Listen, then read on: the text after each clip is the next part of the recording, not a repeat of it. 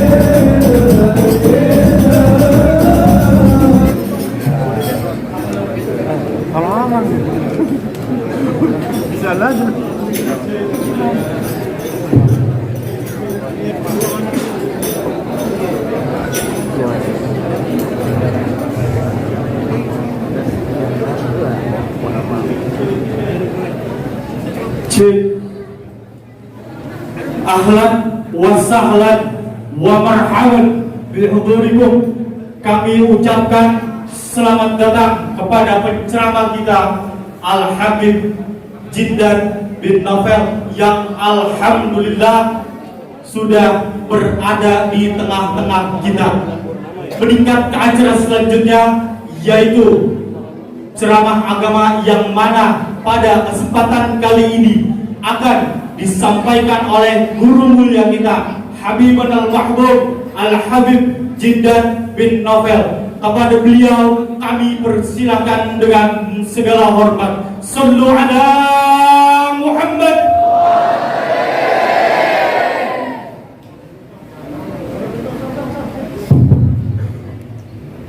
Assalamualaikum warahmatullahi wabarakatuh. Alhamdulillah, wassalatu wassalamu ala Sayyidina Rasulillah Sayyidina Muhammad bin Abdullah wa ala alihi wa sahbihi wa mawalah. Maba'ad, kita bersyukur kepada Allah subhanahu wa ta'ala pada malam hari ini bersama-sama kita berkumpul di Masjid Ni'matul Jihad. Mudah-mudahan Allah subhanahu wa ta'ala berikan keberkahan kepada kita sekalian,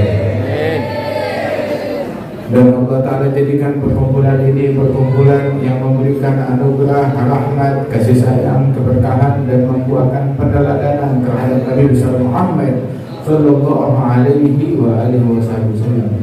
Satu nikmat dari Allah kita dapat berkumpul, dan kumpulnya kita ini adalah jihad fi sabilillah.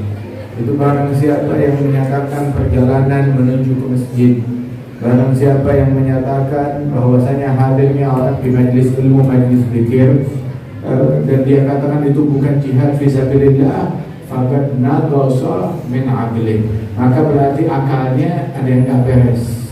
Kalau dia bilang hadir pengajian bukan jihad, kemudian juga nuntut ilmu bukan jihad, hadir ke masjid bukan jihad, berarti ada yang tak beres dengan akalnya dia. Maknanya datangnya kita ke majlis itu jihad.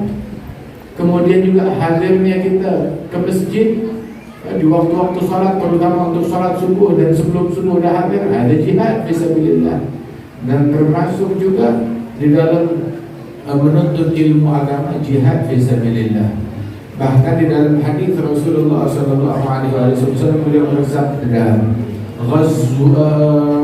"Ghadwatun aw rawhatun fi sabilillah khairun minad dunya wa ma fiha." Perjalanan yang ditempuh di pagi hari atau sore hari di jalannya Allah itu lebih baik daripada dunia seisinya. Jadi hadirnya kita di sini begitu di jalannya Allah Subhanahu wa taala. Perjalanan yang kita tempuh makin jauh, perjalanannya makin besar pahalanya. Disebutkan oleh Nabi Muhammad, ajruki bigadri nasabiki. Pahala yang kamu dapat sesuai tantangan yang kamu lalui. Makin besar tantangannya, makin besar pahala dari Allah Subhanahu wa taala. Bahkan para sahabat Rasulullah mengatakan ketika melihat orang-orang datang ke masjid sebelum subuh untuk sholat subuh, tapi dari sebelum subuh sudah ada di masjid, maka sahabat itu bilang, kunna na'uddu anna al-ghadwa anna al-mashi ila al-masjid fi hadhihi as-sa'ah ka ghazwah fi sabilillah. Dahulu kami para sahabat Rasulullah, kami berkeyakinan bahwasanya perjalanan menuju masjid di jam yang semacam ini itu merupakan jihad fi sabilillah. Jihad bazlul majhud linailil maqsud, mengorbankan segala yang dia punya untuk mencapai tujuan, yakni ridha-Nya Allah Subhanahu wa taala. Mengorbankan harta kita, tenaga kita, waktu kita, pikiran kita untuk Allah dan Rasulullah Sallallahu Alaihi Wasallam. Ketika kita menjalankan ajarannya Allah, syariatnya Allah, dan ketika kita berjuang meneladani, mengikuti Rasulullah, menjalankan sunnah beliau, akhlaknya beliau, maka itu adalah jihad yang sebenarnya. Bahkan ketika seseorang dia bekerja, berbisnis, punya toko di pasar, berwira swasta, di dalam pekerjaannya dia menjalankan ajaran Allah dan Rasulnya, maka dia adalah seorang mujahid fisabilillah. Di dalam hadis Nabi bilang, at-tajir al-amin as-saduq al-muslim ma'asyuhada yaumal qiyamah. Seorang pebisnis yang amanat, yang jujur, yang muslim. Pebisnis, amanat, jujur, muslim, menjalankan nilai-nilai keislamannya. Maka hari kiamat satu derajat, satu tingkat, satu pangkat dengan para syuhada, dengan orang yang mati syahid. Tapi orang yang mati syahid itu bertanya-tanya, kamu mati di jihad yang mana? Terbunuh di jihad yang mana? Ditanya kepada orang ini, kalau kamu di jihad yang mana? Kalau saya matinya di kasur, matinya di rumah. Oh, kok bisa kumpul di sini? Dan kita dari umatnya Nabi Muhammad, kita berbisnis, berdagang, tetapi bisnisnya kita ya dengan 3 sifat tajir, amin, saduq, muslim. Pedagang yang amanat, yang jujur, yang muslim, menjalankan nilai-nilai keislaman. Amanat, dia nggak berkhianat, dia nggak menipu, tidak menipu, menjalankan segala sesuatu dengan amanat. Amin, amanat. Sebab la iman liman la amanatalah. Orang kalau nggak punya amanat tidak ada keimanan. Harus amanat, terpercaya, tidak mengkhianati, nggak mengkhianati rekan kerja, tidak mengkhianati customer, tidak mengkhianati rekan bisnis dia, tidak berkhianat. Amin, terpercaya dan amanat. Dan amanat itu berat. Ketika seseorang menjalankan amanat dengan benar, maka dia telah bersifat dengan sebuah sifatnya Nabi besar Muhammad Sallallahu Alaihi Wasallam. Nabi itu namanya siapa? Al-Aminul Ma'mun, Al-Amin, orang yang terpercaya, orang yang amanat. Tahu kan? Ini sifat melekat pada diri Rasulullah sebelum Islam datang. Dari Nabi masih muda dikenali Al-Amin, Muhammad Al-Amin. Sampai beliau membawa Islam, orang-orang Mekah itu mereka menitipkan barang-barang mereka yang paling berharga kepada Nabi Muhammad. Sampai setelah Rasulullah membawa agama Islam, orang Mekah nggak mau beriman, nggak ada mau beriman, mendustai Nabi Muhammad. Sedikit yang beriman dari mereka. Tapi kalau urusan nitip barang, mereka cuma percaya kepada Nabi Muhammad. Dan Rasulullah tidak mengkhianati mereka. Walaupun musyrikin, sampai waktu hijrah, Nabi dalam kejaran ingin dibunuh oleh mereka. Nabi nggak bawa lari barang berharga mereka, dibawa lari kan? Sebagai ganti rugi, bawa lari, bawa kabur, curi, dicolong. Tidak, Nabi kembalikan. Nabi beritakan Sayyidina Ali bin Abi Thalib, ini barang punya fulan, ini punya fulan, ini punyanya dia, punya dia. Nanti setelah saya jalan, kembalikan barang-barang ini kepada mereka. Orang-orang tersebut dikembalikan, nggak dibawa kabur oleh Nabi Muhammad, nggak dicuri. Padahal itu barang punya siapa? Itu barang punya orang-orang musyrikin Makkah yang mendustai Nabi Muhammad, yang mencaci Nabi, yang ingin membunuh Nabi Muhammad SAW, yang merampok dan merampas aset milik Rasulullah yang ada di Makkah. Tapi Nabi tidak curi barang yang mereka dikembalikan. Amin, amanah. Sallallahu alaihi wasallam. Dan untuk menjalankan sifat ini perlu perjuangan, perlu jihad. Sebagian orang tuh kalau udah diganggu sama orang lain, dikhianatin, dicuri barangnya, mengkhianati orang tersebut. Berkhianat tuh sifatnya orang munafik. Idza atumina khan. Apabila diberikan amanat, dipercayakan akan sesuatu, dia berkhianat. Ini sifatnya orang munafik. Ayatul munafik salas. Idza haddatsa kadzaba wa idza wa'ada akhlafa wa idza atumina khana. Dalam hadis yang lain, arba' man kunna fihi kana munafiqan khalisan wa man kanat fihi khaslatun minha kanat fihi khaslatun minan nifaq hatta yada'aha. Fil Bukhari. Man idza haddatsa kadzaba wa idza wa'ada akhlafa wa idza tumina khana wa idza khasama fajara. Itu 3 hal dalam riwayat 4. Dia tandanya orang munafik. Apa? Apabila berbicara dia berbohong, berdusta. Kemudian apabila dia berjanji, dia ingkar janji.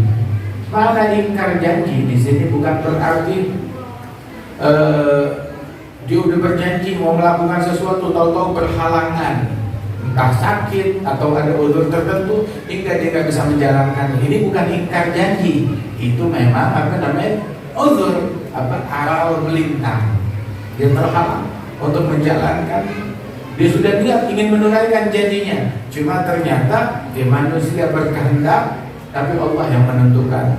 Saya punya mau, Anda punya mau, Allah punya mau. Dan tidak ada yang berjalan kecuali apa yang diinginkan oleh Allah Subhanahu wa ta'ala. Tapi orang yang berkhianat di dalam janji, yang ingkar janji adalah orang yang ketika dia buat janji, dia sudah bertekad, saya nggak mau melaksanakannya. Dia berjanji, kasih perjanjian, siap, sepakat. Tapi ketika dia melakukan kesepakatan, dia udah niat, saya nggak bakal menjalankan kesepakatan ini, saya nggak bakal menjalankan perjanjian ini. Nah ini idza wa'ada akhlafa. Ketika dia berjanji, dia sudah ingkar. Bahkan dari sebelum kejadiannya. Nauzubillah min dzalik. Ini sifatnya orang munafik. Dan sifatnya orang munafik idza tumina khana. Diamanatkan sesuatu, dia berkhianat.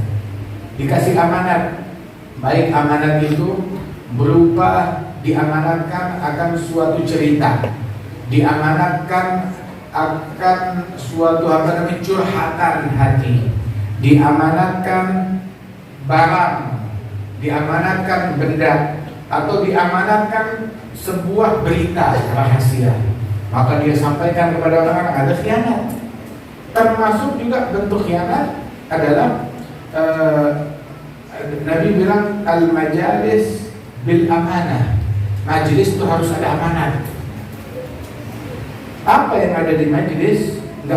Ketika seseorang duduk berdua, bertiga, berempat, omongan yang terjadi di antara mereka itu nggak boleh dibawa keluar kecuali dengan izin dan persetujuan.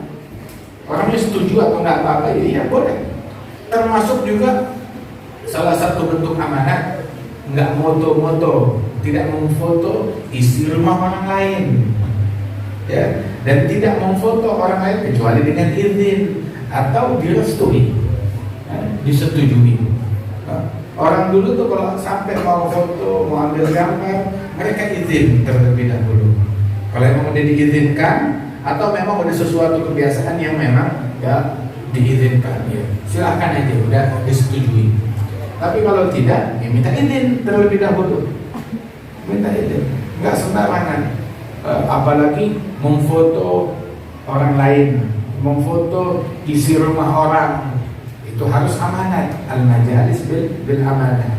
Dan juga ketika disampaikan suatu rahasia, nggak boleh diungkapkan kepada orang lain. Tahu nggak pengkhianatan terbesar? Apa pengkhianatan terbesar?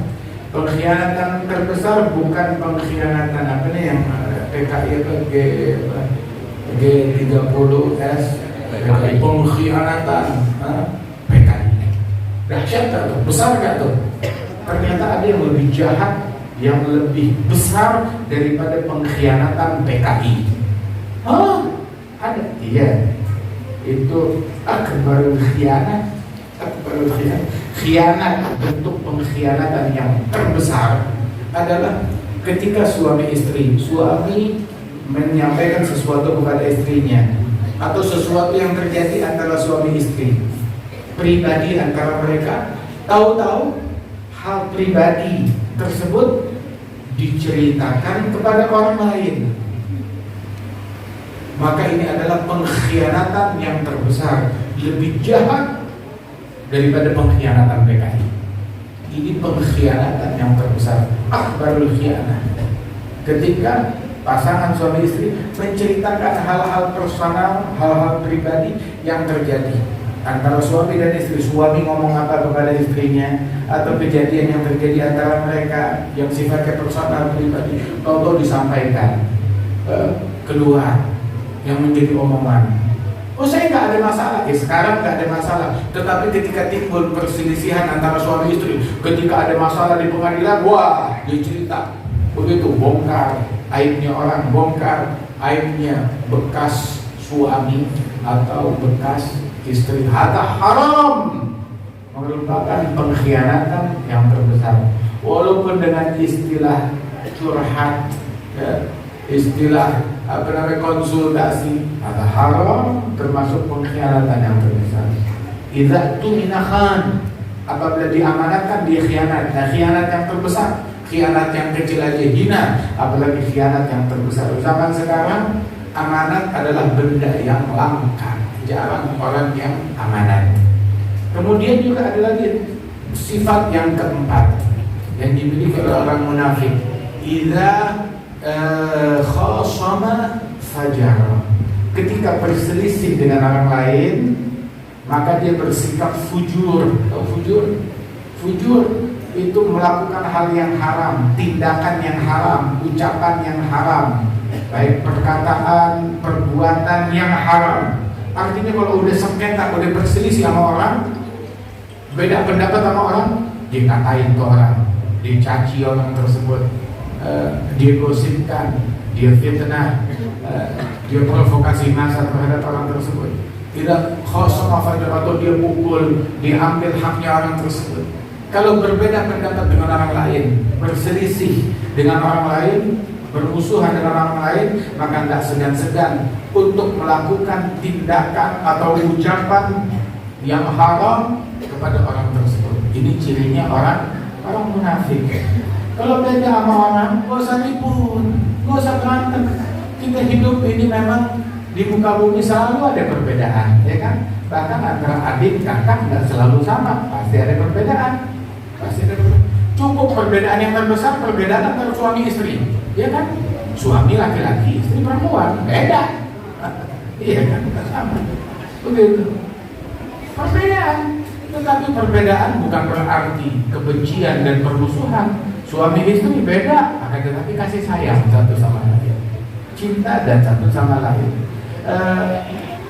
perbedaan tersebut sikapi dengan bijak, dengan akal, ya bukan dengan syahwat, bukan dengan emosi, bukan dengan amarah dalam menyikapi perbedaan. Bahkan kita bisa berbeda di dalam madhab. Ada madhab Syafi'i, Maliki, wa Syafi'i wa Maliku, Nu'manu wa Ahmadu, Hanbal, Sufyanu wa ghairuhum min sa'iril a'immah 'alal huda wal ikhtilafu rahmah. Boleh beda, silahkan. Begitu. Apalagi beda dalam urusan duniawi. Beda dalam urusan duniawi. Ya lebih mudah beda partai, enggak jadi masalah. Boleh beda partai, silahkan. Beda calon yang dicoblos, silahkan. Dia punya akal, dia punya pikiran. Begitu. Kita nggak bisa memaksa orang. Dia mau beda partai, mau beda ini, haknya dia. Haknya dia. Kita nggak bisa memaksa orang lain. Orang mau jangan kekanak-kanakan. Beda partai udah dibikin kayak beda agama. Beda calon dibikin seperti beda Tuhan. Jangan begitu. Tetapi luaslah di dalam hati. Jangan saling bermusuhan cuma gara-gara perbedaan perkara duniawi. Anehnya banyak orang dia bisa menerima perbedaan dalam urusan agama. Bebas beragama, bebas berkeyakinan, bebas mau mabok-mabokan, ya. Tapi kalau urusan dunia bebas dia nggak bisa terima. Nggak boleh. Kalau dia punya aturan sebuah hukum duniawi, nggak boleh ada yang beda pendapat. Beda agama boleh, beda keyakinan boleh, beda akhlak boleh, beda orang mau mabok, mau sholat, hak pribadi masing-masing. Tapi giliran ada orang yang beda dengan pendapatnya, dia urusan duniawi, urusan hukum duniawi, urusan tata negara, urusan pendapat tentang sosial dan sebagainya. Nggak boleh beda, harus ngikut. Mana kebebasan kamu? Kebebasan cuma dalam urusan agama aja. Bebas dalam akhlak, bebas ngikutin hawa nafsu, bebas berpakaian. Tetapi dalam urusan duniawi, nggak boleh bebas, nggak ada kebebasan berpendapat di dalam hukum yang udah kita tetapkan, hukum dunia. Hukum Allah boleh didebat, hukum saya awas ada yang berani berdebat. Nggak fair kan? Yang kayak begini. Nah itu orang gila kayak gitu. Majnun yang seperti itu. Waliyadzubillah min dzalik. Kita khasama fajar. Kalau beda pendapat nggak segan-segan untuk menzalimi, mengganggu orang yang beda pendapat dengan dia. Dan ketahuilah bahwasanya amanat, sifat amanat itu sifatnya Nabi besar Muhammad Sallallahu Alaihi Wasallam. Orang menjalankan amanat, jihad fisabilillah. Amanat, menjalankan amanat, dakwah ilallah, itu amanat. Orang dulu itu sampai dulu ada di Indonesia ini ada satu orang datang dari Hadramaut berbisnis di Indonesia. Setelah 30-40 tahun tinggal di sini, dia niat mau pulang bersama keluarganya kembali ke negeri Hadramaut, dan dia nggak mau balik lagi ke Indonesia. Artinya dia mau meninggal di sana. Ketika dia berpamitan berpisah dengan para tetangga, warga, lingkungan, teman-teman, itu ada satu orang yang menangis, tangisannya paling keras, paling sedih dengan kepergiannya. Dilihat siapa yang nangis? Tetangganya yang beda agama, non muslim, kemudian bersuku Cina, etnis Cina, orang Cina, orang Tionghoa, beda agama. Dia nangis ketika Habib ini mau pulang ke negerinya. Dia bilang, kenapa kamu nangis sampai segininya? Kan beda agama tetangga kamu, terus juga beda etnis. Dia bilang, walaupun beda agama, beda etnis, selama berpuluh-puluh tahun saya bertetangga dengan dia nggak pernah ngeganggu saya, bahkan nggak pernah ngintip rumah saya, nggak pernah ngintip rumah saya. Saya kalau keluar kota jalan, saya lebih percaya nitip keluarga saya dan harta saya kepada dia daripada keluarga saya dan sepupu saya sendiri. Walaupun beda agama, walaupun nggak ada hubungan keluarga, saya lebih percaya sama dia. Kenapa? Nggak pernah nih ngintip ke rumah saya ngeliat. Ketika jalan keluar nih di teras rumah saya di sebelah, dia tuh berusaha jaga matanya, nggak berani ngeliat ke sebelah tanpa izin dari yang punya rumah. Amanat, matanya itu amanat. Nggak kayak orang sekarang jelalatan, ngintip rumahnya orang, penasaran, mobil apa itu, beli apa itu, motor apa itu, sepeda apa itu, ngintip foto anaknya tuh, baju apa itu. Sibuk dengan hidupnya orang, sibuk. Nggak boleh ngeliat jendela tetangga terbuka, penasaran apa isinya ya. Pintu buka dikit, mau lihat ada apa dalamnya ya. Bahkan sebagian orang tuh apa cari tahu, ngeliat sampah di tetangga, oh masak ini, penasaran, oh beli ginian, sampai segitunya.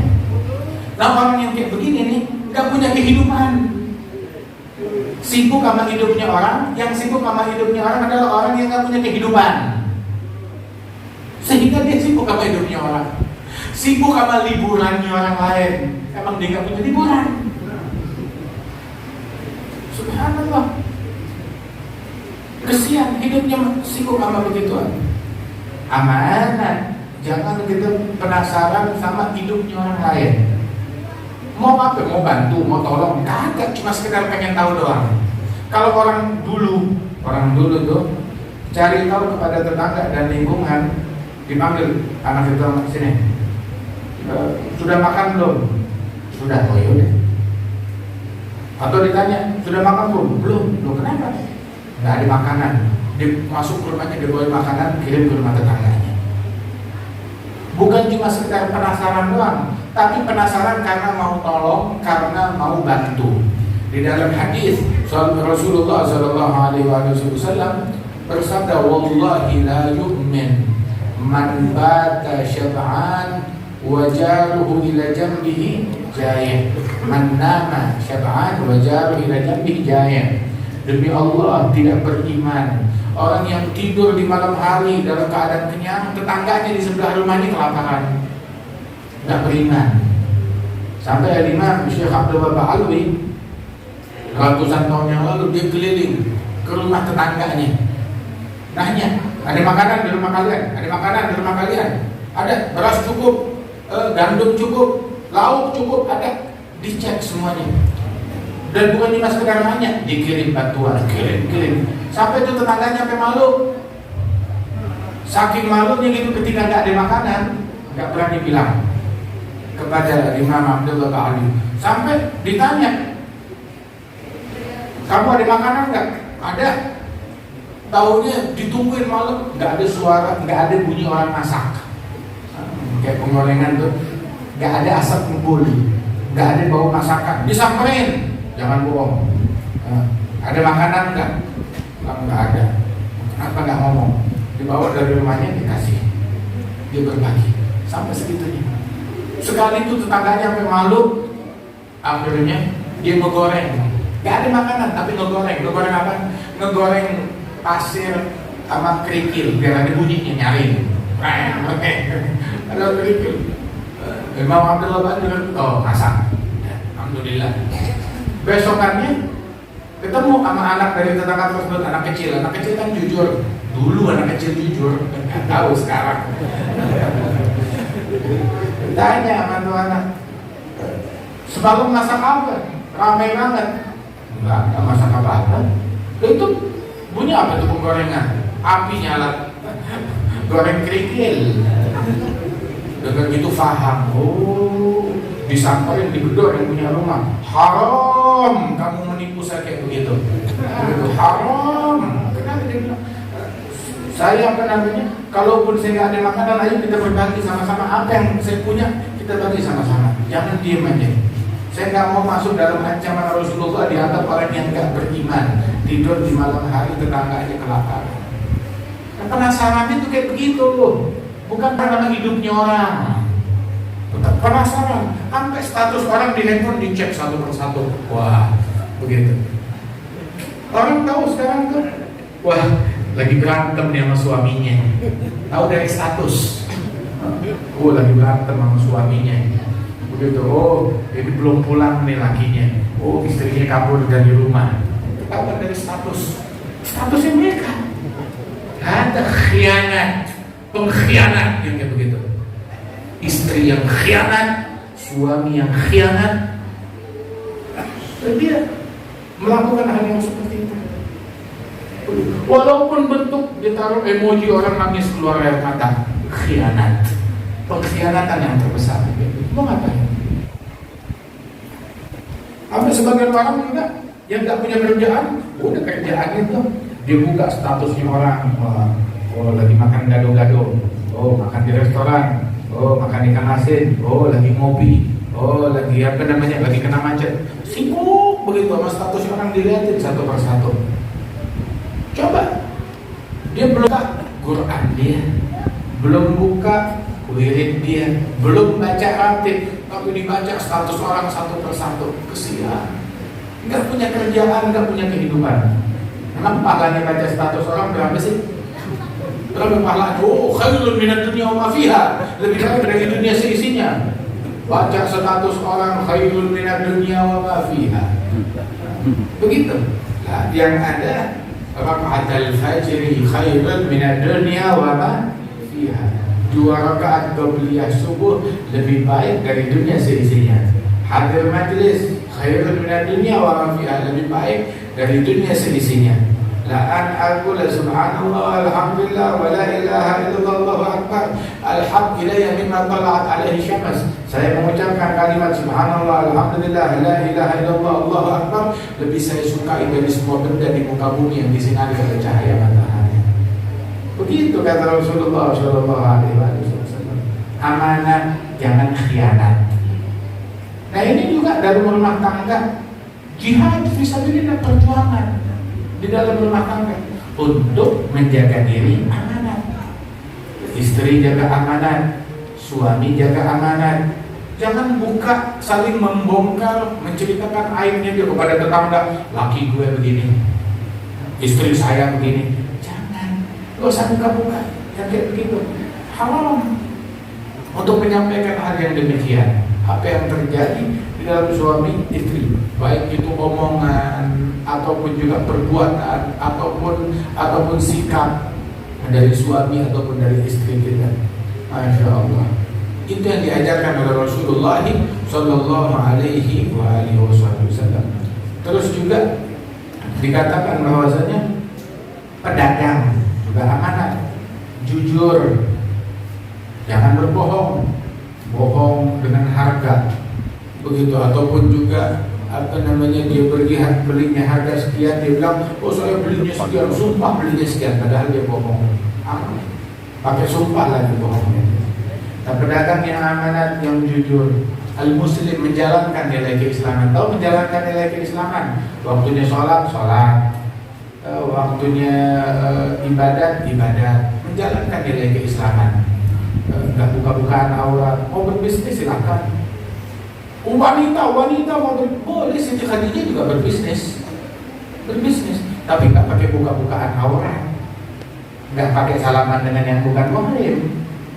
Dong emansipasi wanita ya silakan, bekerja boleh bekerja. Siti Khadijah bekerja. Kemudian juga putri-putrinya Ismail bekerja. Kan mereka ketemu dengan Nabi Musa di sana waktu mereka bekerja menjaga, punya peternakan kambing. Mereka memberikan minum kepada kambing-kambingnya. Mereka bekerja. Ibundanya Nabi Musa bekerja. Subhanallah. Kerja di rumahnya Fir'aun, nyusuin Nabi Musa, dapat gaji dari Fir'aun. Masyitah. Kita katakan Siti apa? Masyitah itu bukan nama sebenarnya. Itu adalah profesi dari seorang wanita muslimah mukminah yang beriman kepada Nabi Musa. Kebetulan profesi dia kerja di rumahnya Fir'aun, menjadi tukang sisir yang nyisirin, kalau bahasa kita sekarang tukang salon buat anaknya Fir'aun. Begitu. Akan tetapi walaupun mereka bekerja, bukan berarti mereka menyingkirkan batasan antara laki dan wanita. Tetap jaga batasan antara laki dan perempuan. Wajahat ihdahuma ala istihya'in. Ada batasan. Datang salah seorang mereka kepada Nabi Musa yang lagi berteduh di bawah pohon. Terus Allah menyebutkan, datangnya itu al-istihya, datangnya dengan rasa malu, dengan sikap malu. Pakaian yang mencerminkan malu, sikap yang mencerminkan malu, kata-katanya mencerminkan malu, pandangan matanya mencerminkan malu. Orang sekarang gak punya malu, kagak punya malu. Begitu. Bukan cuma orang laki, orang perempuan gak punya malu. Nabi itu disifatkan dulu asyad haya'an minal adra fi khidriha, lebih pemalu daripada anak gadis yang sembunyi di kamarnya. Anak gadis zaman dulu, kalau ada orang perempuan datang ke rumahnya, ngumpet di kamar. Kenapa? Takut dikawinin, takut dilihat, takut diminta. Malu, ngumpet di rumah. Nabi lebih pemalu daripada anak gadis yang sembunyi di rumahnya. Itu ungkapan begitu. Zaman dulu tuh, 15 abad yang lalu. Zaman sekarang nggak punya malu, pasang foto di status, bukan cuma foto buka-bukaan, seolah-olah netizen adalah suaminya dia semua. Orang dulu buka-bukaan nama lakinya, buka-bukaan nama lakinya. Ini dianggap semua orang bagaikan suaminya. Astagfirullahaladzim, bukan wanita baik-baik. Yang kayak begitu. Bilang emansipasi. Emansipasi apa? Emansipasi nggak seperti itu. Mau berbisnis, emansipasi dalam berbisnis. Siti Khadijah, tapi nggak kayak begitu banget. Siti Khadijah nggak seperti itu sama sekali. Anak-anak Indonesia nggak seperti itu. Klaim emansipasi apa? Begitu. Emansipasi versi Nabi atau versi Barat? Kalau versi Nabi tetap jaga batasan, tetap tutup aurat dengan baik. Bekerja silakan, tetap jaga batasan, tutup aurat dengan baik. Tapi kalau emansipasi versi Barat, buka aurat, jadilah kalian objek fantasi laki-laki penjahat. Biarkan mereka menghayalkan kalian dengan nafsu dan syahwat mereka yang busuk dan bejat. Terus mereka berkata, ini hak wanita. Mereka bilang hak wanita, biarin mereka telanjang, biarin mereka buka-bukan aurat, biarin mereka gak punya malu kayak binatang. Hak wanita yang kita perjuangkan. Kebebasan dalam berpakaian, kebebasan. Tapi kebebasan dalam undang-undang yang mereka bilang, yang mereka buat, ayo bebas dalam undang-undang tersebut, dalam aturan yang mereka buat. Oh, gak boleh bebas. Bebas meninggalkan adab, bebas menanggalkan pakaian, bebas menanggalkan akhlak. Tapi gak boleh bebas di dalam berkomentar atas undang-undang yang kami buat. Bebas saja. Maknanya mereka itu boleh berbuat semaunya. Syariat Nabi boleh dicabik-cabik atas nama kebebasan. Tapi yang saya ucapkan lebih agung dari firman Tuhan, gak boleh dikotak-kotik. Seolah-olah begitu. Penipuan atas nama emansipasi, penipuan atas nama kebebasan, penipuan atas nama kemerdekaan, penipuan atas nama HAM, hak asasi manusia, dan semuanya penipuan. Yang paling kenal hak asasi manusia Nabi Muhammad, yang paling mengangkat derajat wanita Nabi Muhammad Sallallahu Alaihi Wasallam, yang memberikan aturan bagi kaum wanita dan haknya mereka agar mereka tidak dilecehkan. Pelecehan itu di mana? Di kantor-kantor mana? Ada kantor hak wanita. Mereka orang-orang yang bergerak di dalam membela haknya kaum wanita. Begitu. Di kantor mereka terjadi pelecehan terhadap kaum wanita. Orang jerit-jerit hak asasi manusia, di kantor mereka terjadi perbudakan terhadap manusia. Hak asasi manusia keluar dari mulut dari negara-negara yang ketika terjadi masalah terhadap kaum muslimin, gak dibiarkan obat-obatan, gak boleh masuk, embargo, jangan kirim obat-obatan, bahan bangunan gak boleh masuk, begitu, bahan pokok gak boleh masuk, bahan pangan gak boleh masuk. Terus mereka mau hak asasi manusia. Manusia ini kamu doang, yang lain binatang itu. Tanya kepada manusia itu yang berada di negara-negara tersebut. Semuanya adalah jualan, dan adanya kita tetap aja ketipu ke bawah sama begituan. Yang ngejaga hak asasi manusia Nabi Muhammad Sallallahu alaihi wasallam, yang mengajarkan kita untuk peduli kepada sesama. Bahkan sampai hewan dan binatang diperhatikan oleh Rasulullah Sallallahu alaihi wasallam. Bahkan di dalam peperangan, dalam jihad, beliau Nabi Muhammad peduli untuk menjaga haknya manusia.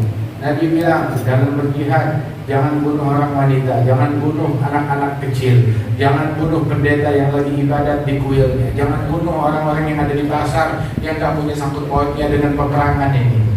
Masuk waktu jihad, peristiwa jihad Fatah Mekah, ketika Nabi masuk melihat ada seekor anjing betina baru melahirkan bayi-bayinya yang lagi pada nyusut, gak bisa bergerak karena baru melahirkan, dan juga bayi-bayinya masih kecil, gak bisa bergerak, baru melahirkan daripada nyusut.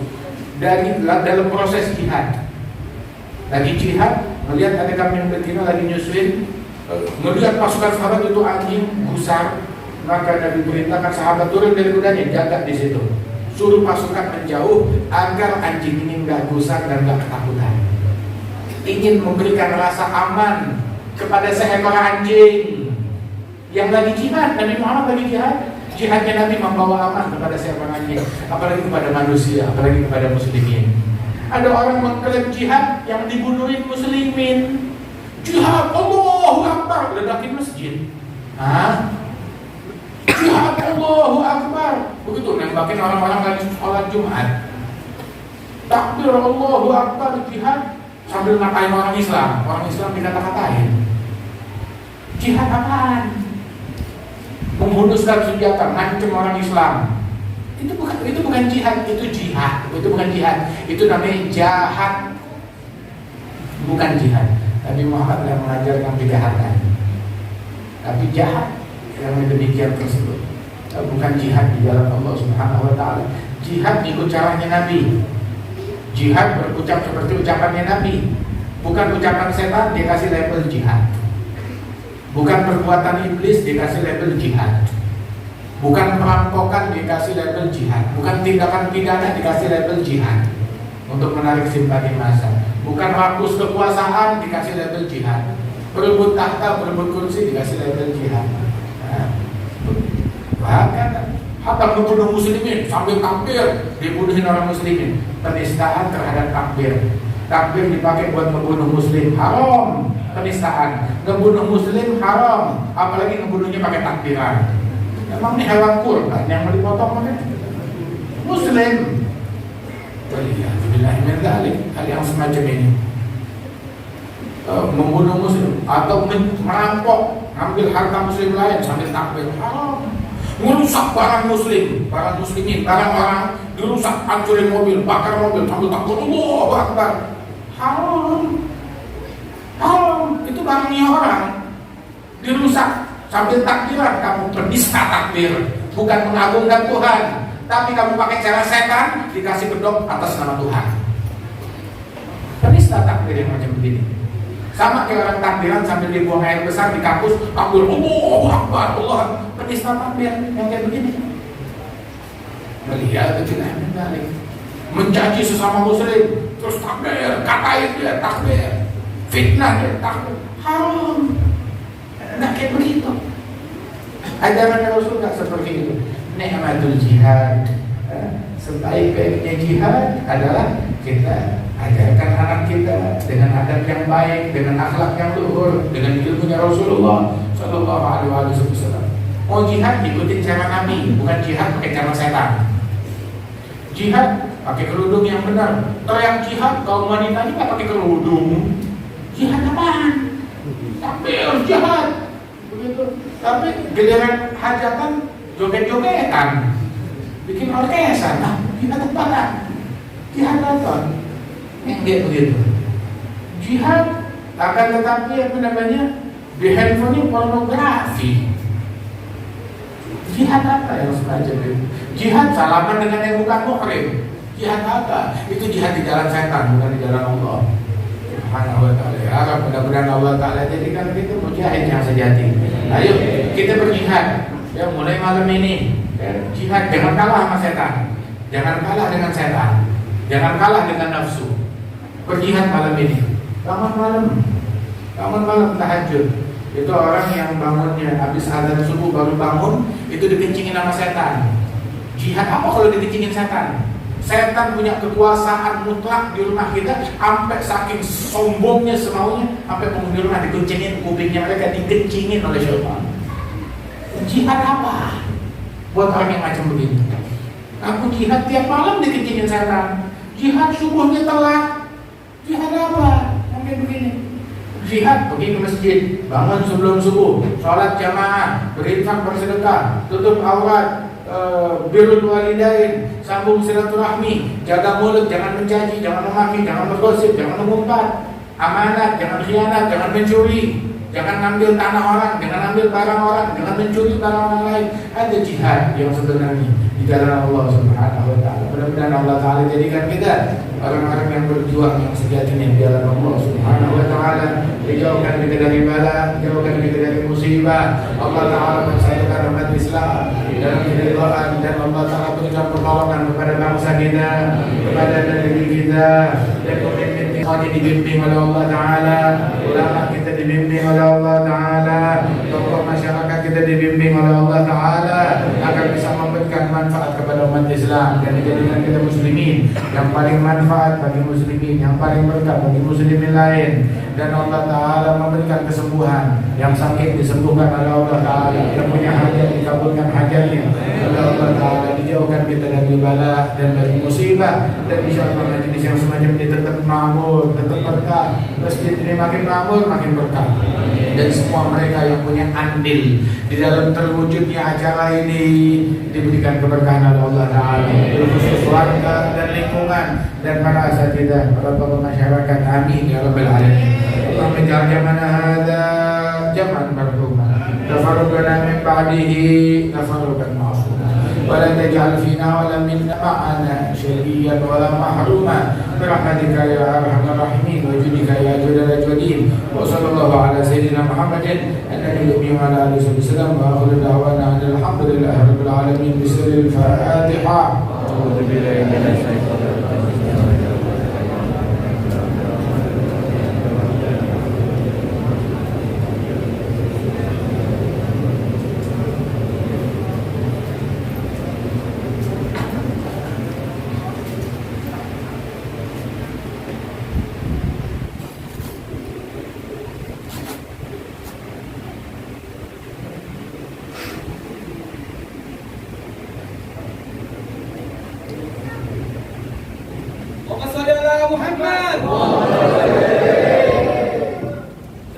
Alhamdulillah, baru saja sama-sama kita dengarkan tausiah agama dari guru kita Habibur Mahbub Al-Habib Jindan bin Nafel.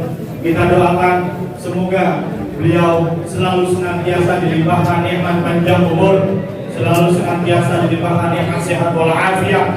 Semoga selalu senantiasa dalam dekapan rahmat dan berkah Allah Subhanahu wa taala. Ahlan wa sahlan wa marhaban bikum. Kami ucapkan kepada penceramah kedua kita, yakni Al-Mukarram wal Muhtaram Kiai Habibullah Abdullah Al-Hajj, yang alhamdulillah sudah berada di tengah. Jangan kebanyakan dong. Maaf, tolong ya, agak keluar, agak. Jangan terlalu banyak, maaf. Maaf, jangan terlalu banyak.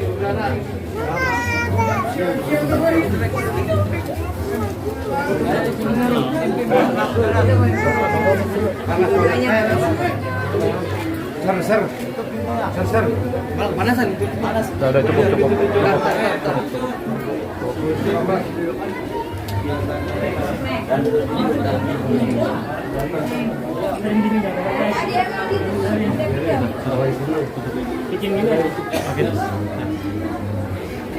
Panas itu panas.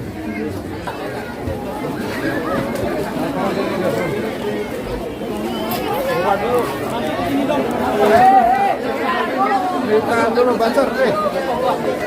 Jangan sini. Jejer ya, langsung. Salawat. Salamullah.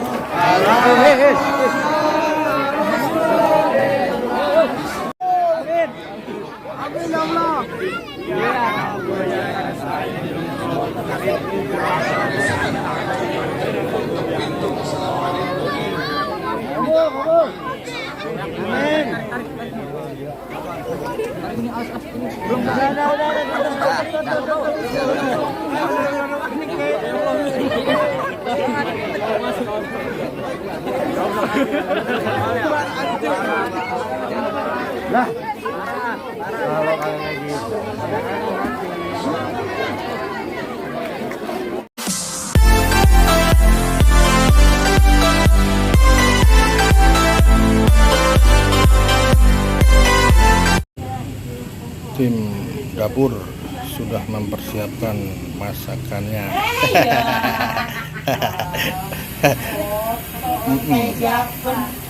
Tim dapur.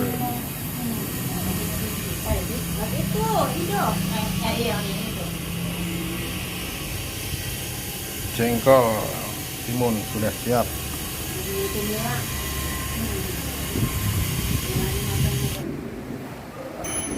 Persiapan acara Maulid Nabi Muhammad SAW di Masjid Nikmatin.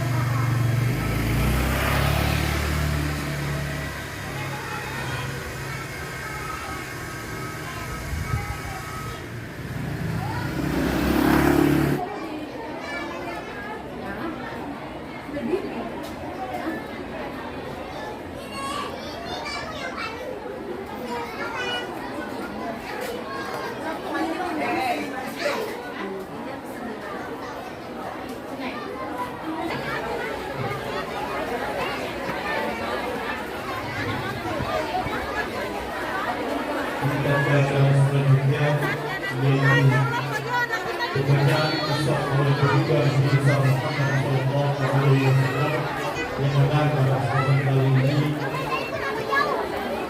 akan dipimpin oleh Saudara Muhammad dan kawan-kawan.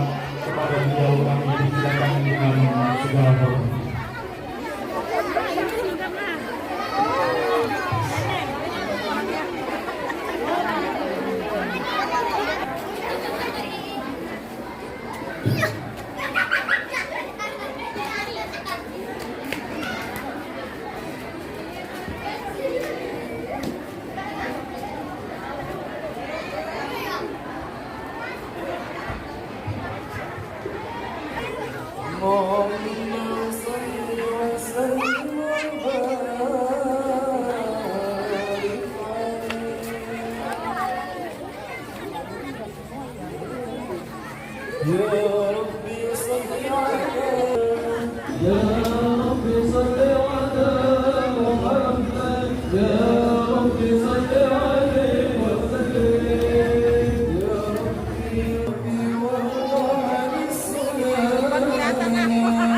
Ya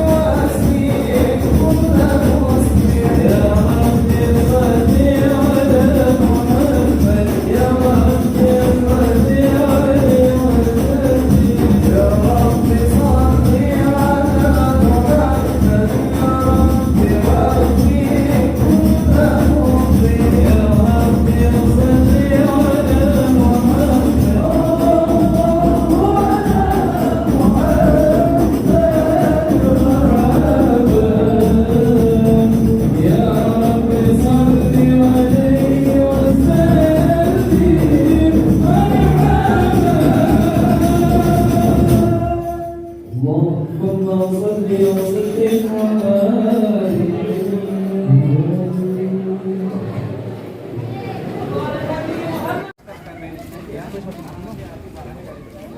Ini kan pengamanan di sana udah ada yang lain ya.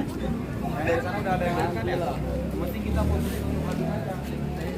Karena di sana itu jauh udah jalan.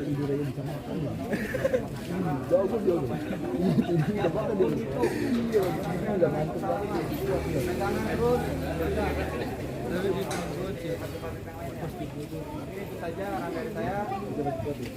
Ya, siap, gerak. Balik kanan, tanpa melangkah, balik kanan bubar, jalan. Udah banter sini aja. Yang tadi masuk ke dalam tempat ke dalam. Jadi kalau kayak gini kita koordinasi sama komandannya. Gitu. Ya, iya kan, jangan sampai salah orang. Bener sih tujuannya itu bener. Ya, jadi memang gini Pak, maaf ya, karena kita kan juga pelaku tadi ya. Saya belum jadi kan gitu-gitu. Tepat yang ada. Iya.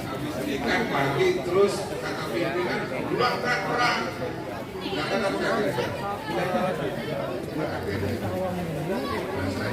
Masih cuti saya masih cuti.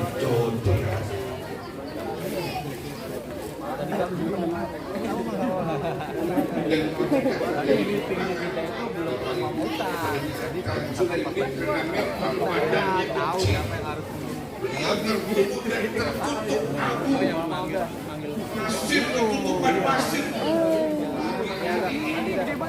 itu ikhlas ya. Ayo.